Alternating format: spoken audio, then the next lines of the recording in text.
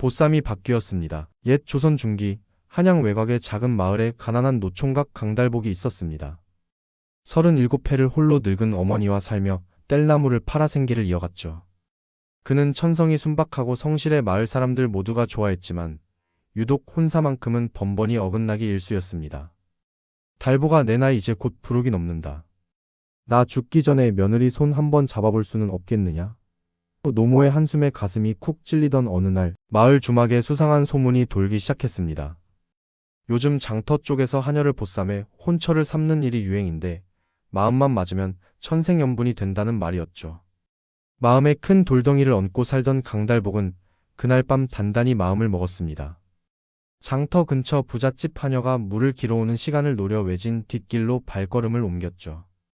어둠 속에서 조심스럽게 다가선 그는 낯을 가린 여인을 재빨리 보쌈 보따리처럼 업어 자신의 초가집으로 향했습니다. 어머니, 여인이 옵니다. 혼사는 이 몸이 책임지겠사옵니다. 그러나 등불 아래 드러난 여인의 얼굴을 본 순간 노모의 눈이 동그래졌습니다. 얘야, 이 처자는 하녀가 아니야. 어딘가 귀한 기색이 도는데. 정신을 잃은 채 신열에 오르던 여인을 강달복은 밤새 간호했습니다. 며칠 후 열이 가라앉은 여인이 비몽사몽간에 입을 열었습니다. 여긴 어디지요? 강달복은 놀라지 않도록 조심스럽게 사정을 말했고 그녀는 흐릿한 눈으로 그를 보며 간드러지게 웃었죠. 허면 내가 하녀가 아니라 무당이라면 그대 날 여전히 아내로 삼으시겠소? 강달복은 묵묵히 고개를 끄덕였습니다. 팔자에 없던 혼사였지만 그 밤에 맺어진 인연은 운명처럼 단단히 엮이기 시작했죠. 그녀의 이름은 한수련. 본래 경상도 명문직관 집안의 외동딸로 부유한 상인의 첩실로 혼인이 예정되어 있었습니다.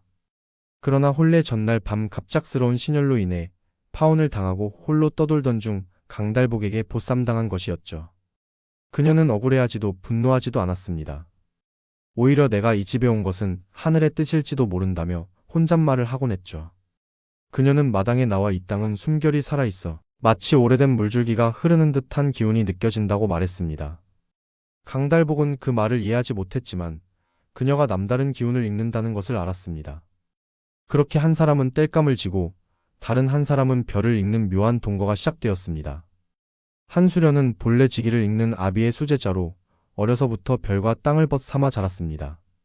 하지만 부유한 상인의 첩실이 될 처지였고 몸에 든 열병으로 인해 가문에서 쫓겨났습니다. 그날 이후 그녀는 길 위를 떠돌았지만 한 번도 하늘을 원망하지 않았습니다. 기운은 돌고 도는 것이니 오늘의 흉은 내일의 복이 되리라. 그녀는 점을 쳐주고 밥 한 조각을 얻어먹으며 겨우 연명하다가 강달복의 집에서 쓰러진 것이었죠.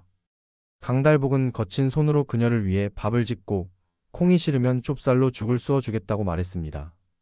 첩실이 될 뻔한 상인의 집에서는 단 한 번도 묻지 않았던 그녀의 취향을 이 순박한 사내가 걱정하는 것이었습니다. 한수련은 그 따뜻한 마음에 무뚝뚝했던 마음이 녹아내리는 것을 느꼈습니다. 노모 역시 그녀가 손을 얹어 아픈 허리를 짚어주자 금세 마음을 열었습니다. 그 집엔 재산도 명성도 없었지만 마음만은 넉넉했습니다. 한수련은 명당이라 믿었던 곳에서 소박을 맞았고 평범한 길 위에서 진짜 인연을 만났다는 사실을 깨달았습니다. 그날 밤 그녀는 밤하늘을 올려다보며 하늘이시여, 나에게 주어진 인연이 이곳이었는지요? 라고 속삭였습니다. 한수련이 강달복의 집에 들어온 지 열흘쯤 되었을 때 마을 사람들의 수군거림이 커졌습니다. 가난한 집에 무당이 눌러앉았다는 소문이 퍼지자 결국 면장댁마님이 노모를 찾아와 체면을 들먹였죠. 지월은 더 이상 민폐가 되지 않기 위해 짐을 싸려 했지만 강달복이 문을 열고 들어와 그녀를 붙잡았습니다. 가지 마시오. 그대 덕에 어머니의 허리도 우리 집에 웃음도 돌아왔소. 혼인을 허락해 주시오. 투박한 말이었지만 그 속의 진심은 한수련의 가슴을 깊이 울렸습니다. 다음날 마을 선앙당 앞에서 소박한 혼례가 치러졌습니다. 보쌈으로 맺어진 인연이었지만 두 사람의 눈빛만은 단단히 얽혀 있었죠. 혼례가 끝난 뒤 한수련은 마당에 흙을 손으로 쥐고 조용히 말했습니다. 이 집은 길한 기운이 흐릅니다. 저 너머 들판으로 물맥이 이어져 있으니 밭농사보다는 수맥을 살려야 할 땅이지요. 강달복은 눈을 동그랗게 뜨고 황무지라 불리는 곳을 바라보았습니다. 하지만 아내의 말을 믿고 가진 돈을 모두 털어 그 땅을 매입했습니다. 이웃들은 거롱뱅이 무당 점괘 믿고 땅을 샀다며 비웃었지만 강달복은 웃으며 메뚜기는 앉지 않아도 뭔가 앉지 않겠지요라고 답했습니다. 그해 여름 조선 팔도에 수십 년 만에 큰 가뭄이 들었습니다. 마을의 우물은 모두 입을 다물었고 논밭은 쩍쩍 갈라져 숨을 쉴 수 없었죠. 밤마다 마을 사람들이 기우제를 지내는 와중에도 한수련은 담담하게 하늘의 별자리를 읽으며 말했습니다. 하늘이 문을 닫았으니 이제는 땅이 입을 열 차례입니다. 며칠 후 그녀는 땅을 짚던 손끝에 묘한 떨림을 느꼈고 곧장 강달복을 깨워 매입한 들판 한복판으로 향했습니다.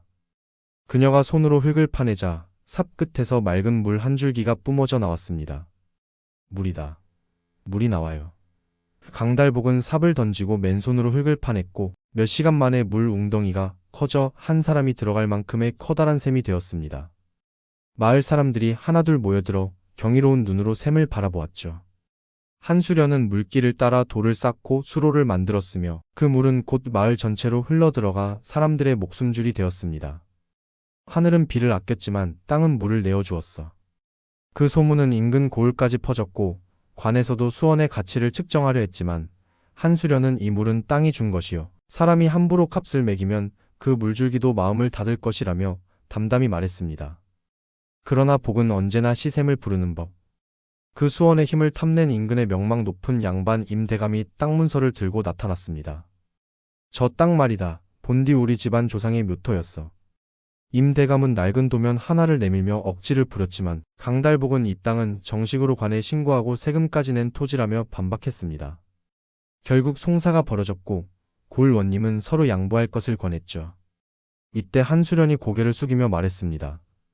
그러하온즉 이 땅을 대감되게 드리겠사오니 대신 근처 야트막한 동산 비탈진 언덕 하나를 바꾸어 주시지요. 모두가 숨을 죽였습니다. 그 동산은 잡목과 돌무더기뿐인 황무지였기 때문이었죠. 임대감은 속으로 쾌재를 부르며 계약에 동의했습니다. 그렇게 강달복 부부는 황무지를 얻는 대신 물이 솟는 땅을 내어주었습니다. 그러나 일이 있고 이틀 뒤 윤대감의 수로 공사가 시작되자 물줄기는 점차 약해졌고 며칠 뒤에는 물이 겨우 몇 방울 나올 정도로 줄어들었습니다. 반면 강달복과 한수련이 얻은 그 동산 아래에는 뜻밖에도 맑은 물이 고이기 시작했습니다. 한수련은 조용히 돌을 쌓아 새로운 수로를 냈고 사람들은 진짜 수원의 원줄기가 그 동산 밑에 있다는 것을 깨닫고 경악했습니다. 임대감은 분노했지만 이미 합의된 바가 있어 억지를 부릴 수 없었죠. 한수련은 본디 수맥이란 강처럼 흘러가되 갈라지며 터지는 법이지요. 그 땅의 샘물은 이 동산 아래에 김액이 보내준 것이었소. 이제 물줄기는 제 원줄기를 되찾은 것이지요 라고 말했습니다. 그녀는 동산 아래쪽으로 직접 수로를 트며 이곳이야말로 진짜 수맥의 근원이라며 사람의 욕심으로는 기운을 거스를 수 없다고 가르쳤습니다.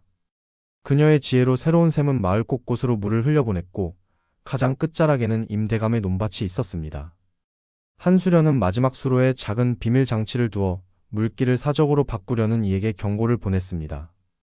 결국 임대감은 더 이상 억지를 부릴 수 없게 되었고 마을 사람들은 한수련을 더는 무당이라 부르지 않고 지기를 읽는 달빛 여인이라 칭송하기 시작했습니다. 그들 부부의 초가집은 어느덧 마을의 중심이 되어 있었죠. 그곳에는 맑은 물이 흐르는 샘이 생겼고 그 물로 지은 죽은 나그네의 병을 낫게 했습니다. 강달복은 그들의 지혜로 얻은 별을 공동 창고에 들여 굶주린 이들에게 나누어 주었죠. 그렇게 물은 복이 되고 복은 신뢰가 되었습니다. 그로부터 3년 뒤 관에서도 민심을 살린 공로로 표창이 내려왔고 한수련은 창밖별을 보며 조용히 말했습니다. 하늘이시여, 그날 달복에게 보쌈당한 것이 제 인생의 전환점이 되리라는 점괘는 틀리지 않았나이다. 강달복은 그녀 곁에 와서 물었고 그녀는 말없이 웃기만 했습니다. 그 웃음은 하늘의 기운도 땅의 숨결도 넘어선 사람과 사람 사이에 맺어진 가장 단단한 인연이었습니다.